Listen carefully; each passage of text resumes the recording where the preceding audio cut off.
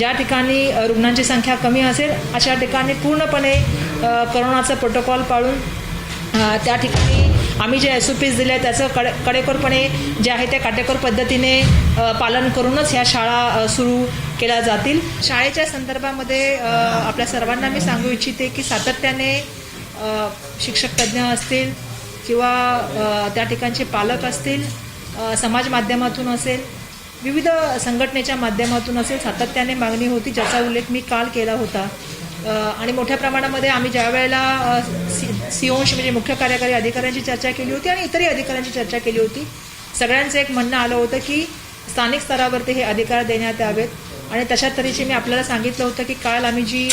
नस्ती होती, फाईल होती, ती माननीय मुख्यमंत्री महोदयांकडे पाठवली होती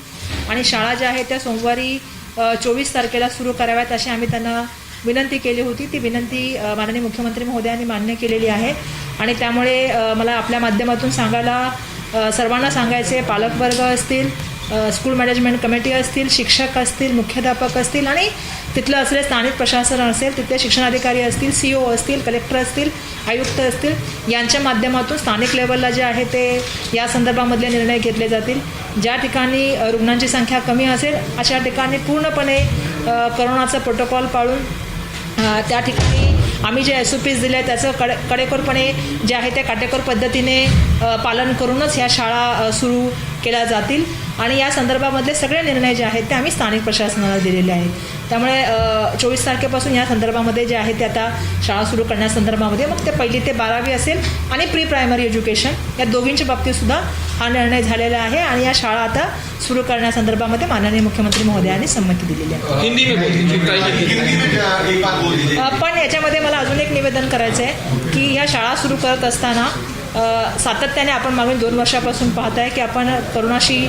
जो मुकाबला करत आहोत किंवा त्या संकटाशी जो सामना करत आहोत त्याच्यामध्ये आम्ही एक गोष्टीची नेहमीच काळजी घेतलेली आहे. ती काळजी यापुढे पण आम्ही घेणार राहणार आहोत आणि ते या माध्यमातून मला सगळ्यांना सांगायचं आहे की मुलांचं आरोग्य आणि मुलांची सुरक्षितता ही आमची सातत्याने प्राथमिकता राहिलेली आहे. त्यामुळे या गोष्टीकडे सुद्धा मोठ्या प्रमाणामध्ये लक्ष देऊन आम्ही आमच्या SOPsमध्ये सुद्धा सांगितलेलं आहे की पूर्णपणे स्थानिक परिस्थितीचा सातत्याने जे आहे ते मॉनिटरिंग केलं गेलं पाहिजे. अधिकाऱ्याच्या माध्यमातून परिस्थितीचा पूर्णपणे आढावा घेऊन त्याच्या तऱ्हेनेच भविष्यामधले पुढचे निर्णय घेण्यात यावे आणि त्यामुळे पूर्णपणे काळजी घेऊनच या शाळा सुरू करण्यात याव्यात अशी सुद्धा मी आपल्या माध्यमातून जे आहे ते सर्वांना शाळा ऐच्छिक असणार आहेत का, ऑनलाईन सुरू होणार नाही. आता याच्यामध्ये आपल्या सर्वांना माहिती आहे की मागील काळामध्ये सुद्धा ज्या वेळेला आपण या शाळा सुरू करण्यासंदर्भामधला निर्णय घेतला त्यावेळी पेडियाट्रिक टास्क फोर्सने जे आम्हाला SOPs सांगितल्या होत्या, आमच्या ज्या SOPs होत्या त्याच्यामध्ये याचा उल्लेख आहे. त्याच्यामध्ये पालकांची संमती आवश्यक आहे आणि त्यामुळे ज्या विद्यार्थ्यांचे पालक संमत देतात ते विद्यार्थी शाळेत येतील. परंतु शिक्षण कोणाचंही थांबू नये हा आमचा मागील काळापासून प्रयत्न सुरू आहे आणि तो भविष्यातही सुरू राहील. त्यामुळे कोणत्याही विद्यार्थी शिक्षणापासून बाजूला राहणार नाही या दृष्टिकोनातून सगळे निर्णय घेतले जातील. अनेक शाळा निवासी शाळा आहेत, मुला-मुलींच्या वसतिगृह असतात, अशा शाळांमध्ये निवासी शाळा संदर्भामध्ये या संदर्भामध्ये आता थोडंसं आम्हाला अभ्यास करून यावं लागेल कारण मागील काळामधला अनुभव जर बघितला तर मोठ्या प्रमाणामध्ये जी म्हणजे मुलांना जे पॉझिटिव्ह झाले आणि जे आपल्या सर्वांना माहिती आहे की शिक्षक असतील या सगळ्यांच्या बाबतीत जी घटना घडल्या या ज्या मोठ्या प्रमाणात ज्या झाल्या त्या ज्या ठिकाणी निवासी गृह आहेत म्हणजे आमचं नवोदित विद्यालय असेल किंवा सामाजिक आणि आदिवासी विभागाच्या माध्यमातून चालणारी वसतिगृह असतील तर त्या संदर्भामध्ये मला वाटतं येणाऱ्या काळामध्ये आम्ही निर्णय घेऊ. परंतु डे स्कूल तरी आता आपण सुरू करण्यासंदर्भामधला निर्णय घेतलेला आहे आणि 24 तारखेपासून जे आहे ते आपण जसं मी सांगितलं की पहिल्यांदा आपण कधी प्री प्रायमरीबद्दल निर्णय घेतला नव्हता पण यावेळेला आपण प्री प्रायमरीबद्दल सुद्धा निर्णय घेतलेला आहे आणि त्याचबरोबर 1ली ते 12वीच्या विद्यार्थ्यांसंदर्भात महानगरपालिका क्षेत्रामध्ये 16,000 विद्यार्थी असेल जे पात्र लसीकरणासाठी पण पालकांनी त्यांना संमती दिली नाही.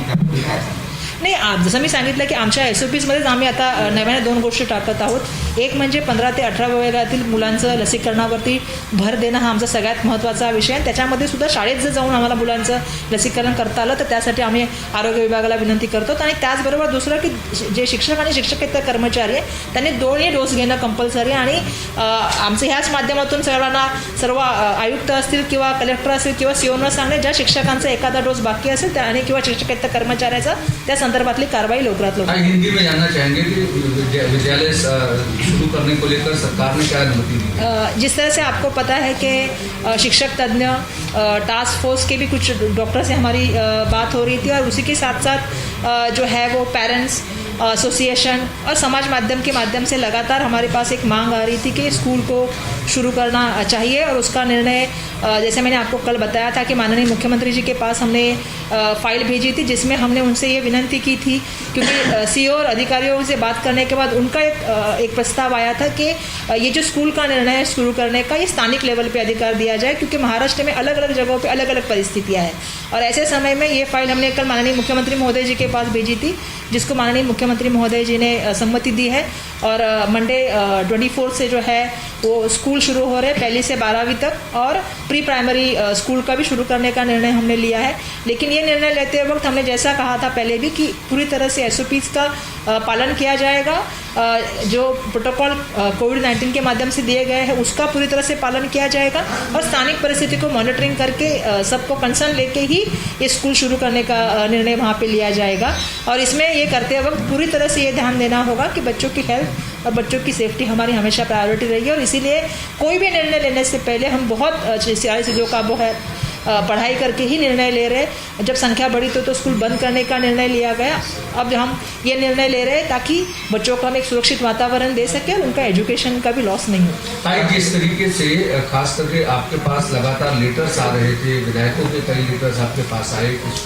क्या कितना कंसर्न था लोगों का कि स्कूल शुरू करने? नहीं, बिल्कुल आपको पता है, जैसा जिक्र आपने किया कि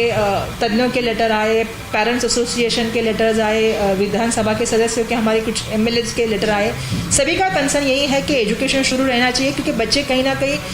सोशल एनवायरनमेंट, इंटरेक्टिव सेशन और कहीं ना कहीं स्कूल के एनवायरनमेंट को मिस कर रहे थे। तो उनका सबका कहना था स्कूल शुरू होने चाहिए, लेकिन जैसा हमने शुरुआत से कहा है कि बच्चों की हेल्थ और सेफ्टी हमारे प्रायोरिटी रही है, तो जब संख्या बढ़ी तो स्कूल को बंद करने का निर्णय लिया गया, और जिस तरह से संख्या कम होती गई तो ये निर्णय लिया गया कि स्कूल को आहिस्ता आहिस्ता ओपन करेंगे, जिसका निर्णय स्थानीय प्रशासन के हाथ में दिया और ऑफलाइन के दोनों सुविधाएं बनी रहेंगी। नहीं, हमारा कोशिश यही है कि हम पेरेंट्स से कंसर्न ले सके। बच्चे जो अभी पिछले बार भी आपने देखा होगा, कुछ बच्चे स्कूल में आ रहे थे, कुछ घर पे आ रहे थे, तो किसी का भी बच्चे का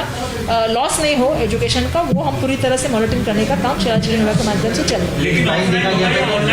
है। जो लोग बच्चे, आप पिछले बार भी आपने देखा होगा, जब ऑफलाइन स्कूल चालू थे तब ऑनलाइन पे भी बच्चों को लोग एजुकेशन का देने का काम हमारे पास चल रहा था। अभी हमारे पास कुछ दिनों बाद हम TV चैनल के साथ भी हमारी ऑलरेडी सह्याद्री के साथ चालू है, हम एजुकेशन के कुछ चैनल भी अभी हम लोग कोशिश करें कि मिल जाए। तो लगातार हमारी कोशिश चल रही है कि हम बच्चों को दोनों माध्यम से हो, उसके कि हमें यूट्यूब है, दीक्षा ऐप है, ये भी बच्चों के पास ऑलरेडी उपलब्ध है, तो इसी माध्यम से भी हम ऑनलाइन भी एजुकेशन चालू है। और साथ साथ में आपको पता है कि बहुत सारे बच्चे, क्योंकि बहुत सी जगहों पे कनेक्टिविटी का इशू है, इलेक्ट्रिसिटी का इशू है, और कहीं ना कहीं बच्चे वो सोशल एनवायरनमेंट और साथ में इंटरेक्टिव सेशन कहीं ना कहीं बच्चों का मिस हो रहा है। तो ये सभी पेरेंट्स की भी बहुत सी एसोसिएशन की मांग थी कि स्कूल शुरू होना चाहिए। तो ये कहा जा सकता है MLA हो, मंत्री हो, 70 से ज़्यादा लोग इससे पीड़ित हो, आज भी आंकड़े 40,000 के ऊपर ही होते हैं, तो कितने सुरक्षित लगते हैं आपको बच्चे? नहीं, इसीलिए मैंने कहा था कि कोई भी निर्णय लेने से पहले हमने बहुत सोच के निर्णय लिया है। और जैसा मैंने कहा, जहाँ पे ये संख्या ज़्यादा है, हम सरसकट स्कूल ओपनिंग करने की बात ही नहीं कर रहे हैं, हम स्थानीय प्रशासन को अधिकार देने की बात कर रहे हैं। और वहाँ पे जो है अगर स्थिति, जैसे आप कोई ग्रामीण भाग में जाएंगे, आदिवासी भाग में, जहाँ पे क्योंकि जहाँ कनेक्टिविटी का और बाकी चीज़ों का समस्या है, वहाँ पे जो है बच्चों को एजुकेशन जाना भी बहुत ज़रूरी है। और इसीलिए जैसा मैंने कहा कि हम सरसकट कोई निर्णय नहीं ले रहे, हम निर्णय बिल्कुल ये ले रहे हैं कि 24 तारीख से स्कूल शुरू होंगे, लेकिन वहाँ का स्थानीय प्रशासन, वहाँ की अगर संख्या कम है, जहाँ पे कोविड-19 के प्रोटोकॉल रखे जा सकते हैं, वहीं पर ये स्कूल शुरू करने का निर्णय लेगा। लेकिन आज से ये अधिकार स्थानीय प्रशासन। अच्छा, 12 से 15 साल के आयु वर्ग के बच्चों को क्या वैक्सीन देना जरूरी होगा? क्या आप लोग इस विषय को हाल फिलहाल तो हम 15 से 18 साल के बच्चों के ऊपर हम कॉन्सेंट्रेट कर रहे हैं। अगर बाकी बच्चों के लिए आ जाएगा तो बाद में उसके बारे में बात करेंगे, लेकिन आज तो हम 24 के बारे में बात करने के लिए आए हैं। 24 से स्कूल शुरू करने का निर्णय शासन ने ले लिया है, और मुझे लगता है इसमें स्थानीय स्वराज्य संस्था, लोक प्रतिनिधि, पेरेंट, स्कूल मैनेजमेंट कमेटी साथ में मिलकर निर्णय लेगी और पूरी सुरक्षित का वातावरण करके स्कूल शुरू किया।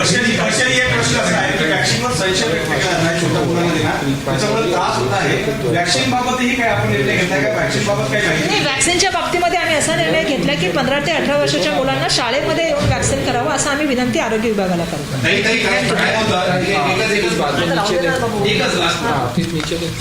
तुम्ही निर्णय घेता, मात्र अनेक ठिकाणी स्थानिक प्रशासन तिथल्या आकडेवारी लक्षात घेता शाळा बंद करते. एका महापालिकेने शाळा बंद केल्या की मग इतर महापालिका सुद्धा तोच निर्णय अंमलबजावणी करतात तरी राज्यातील शाळा बंद होतात. मागे असंच दिसून आलं आपल्याला. नाही, बरोबर आहे तुमचं म्हणणं भाऊ, पण माझं एक या ठिकाणी सांगणं आहे की तिथल्या स्थानिक प्रशासनाने निर्णय घेताना तिथल्या स्थानिक परिस्थितीचा आढावा घेतला पाहिजे. आपण SOPs मध्ये पण तेच सांगतोय की तुम्ही सातत्याने आढावा घ्या आणि सातत्याने आढावा घेऊन त्या ठिकाणी निर्णय घ्या. आणि म्हणून काही ज्यावेळी नवी मुंबईला काही घटना झाली तिथल्या स्थानिक प्रशासनाने काही निर्णय घेतले, जशी नागपूरला झाला तिथल्या स्थानिक प्रशासनाने घेतले. परंतु एक निर्णय घेते म्हणून दुसऱ्याने निर्णय घेण्याची असं काही गरज नाही आहे. त्या ठिकाणच्या स्थानिक परिस्थिती बघून तिथल्या स्थानिक जे पदाधिकारी आहेत किंवा तिथले जे अधिकारी आहेत त्यांनी निर्णय घ्यावे असे आपण या आजच्या माध्यमातून आपण सर्व